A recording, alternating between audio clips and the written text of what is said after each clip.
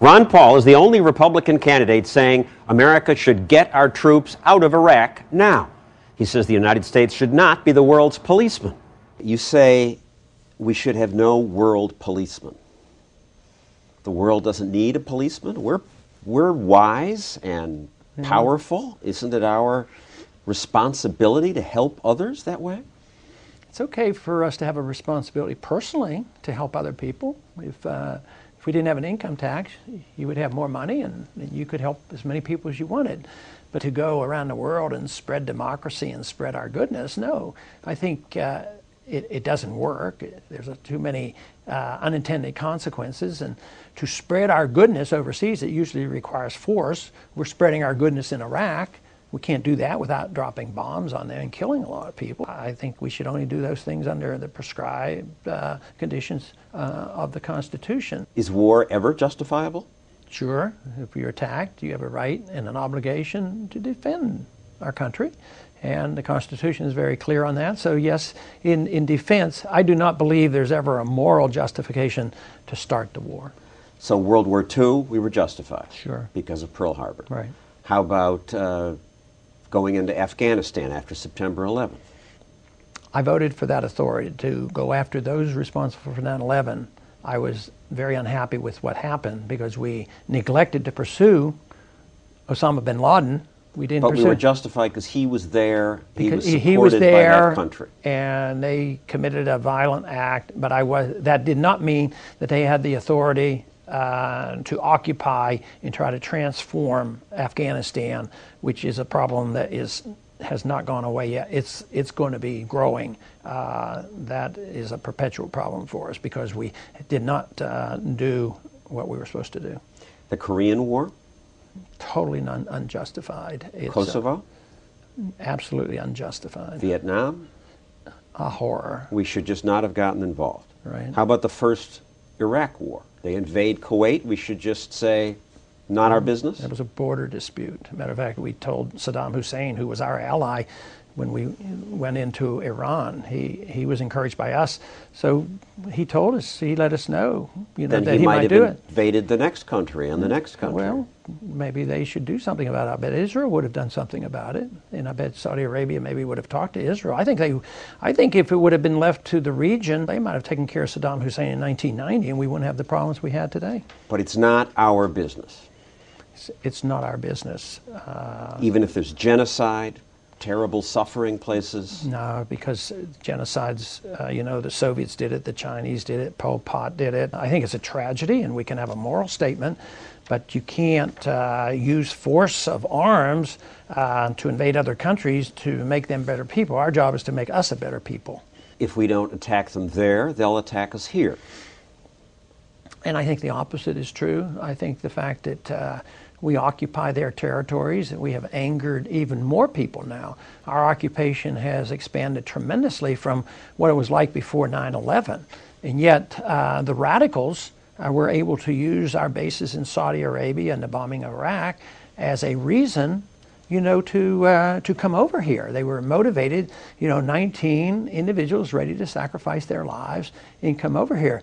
And because we had bases in their land. If you believe what Osama bin Laden says, and I don't think he would lie. Rudy Giuliani says that's an absurd explanation on the debate. He did say that, and maybe he has changed his mind because I gave him quite a few books to read that have studied this rather well by CIA agents and other experts, and they come up with a different conclusion. I think logic tells us that I'm right on this side of the issue, especially if China were to do the same thing to us, and they were here, and they had troops in our land, and they said they were going to protect their oil. I don't think we would like it. We would resent it. We'd probably do some shooting. We'd be ticked off. Yeah. But is this case not different? There are religious fanatics who hate us and want to kill us simply because of our culture. I don't think that's true. It is not Muslim fanaticism that is the culprit. The country that has the most suicide terrorism is in Sri Lanka, and it's not a Muslim issue. The two most radical Islamic countries in the world, Iran and Sudan, do not commit suicide terrorism.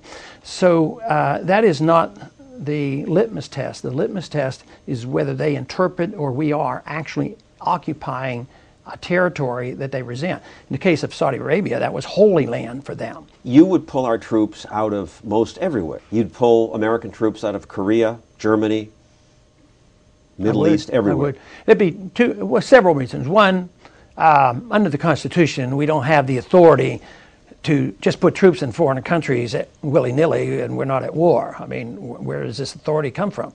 The other major reason is we can't afford it anymore. We're going broke.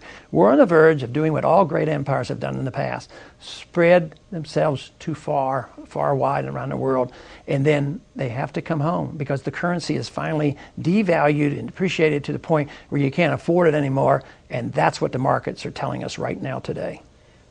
Many say the surge is succeeding. We're at a turning point now, and we are creating a model of democracy in a part of the world that hasn't seen that, and that will change everything.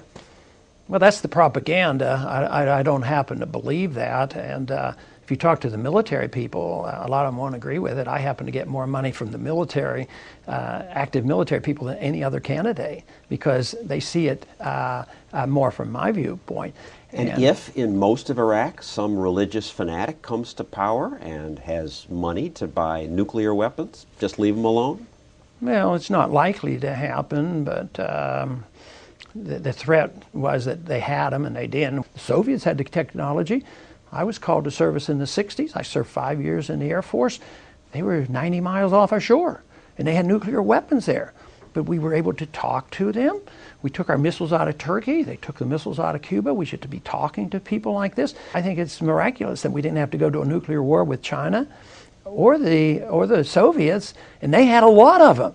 But we didn't invade them in order to get rid of those weapons. It's the lack of diplomacy that is the greatest threat, not the weapons themselves. If North Korea invades South Korea, we should just leave it alone? Sure, but it's not going to happen. I mean, South Korea is about 10 times more powerful than North Korea. If China invaded Taiwan? Sure. Well, I mean, that's a border war, and they should deal with it. We should stay out of it. Yeah. If Canada invades Montana? I think that might be a little bit different. Because Montana probably could take care of it, but we'd probably help them out from Washington if that happened. That's a role for the federal government. Oh, sure.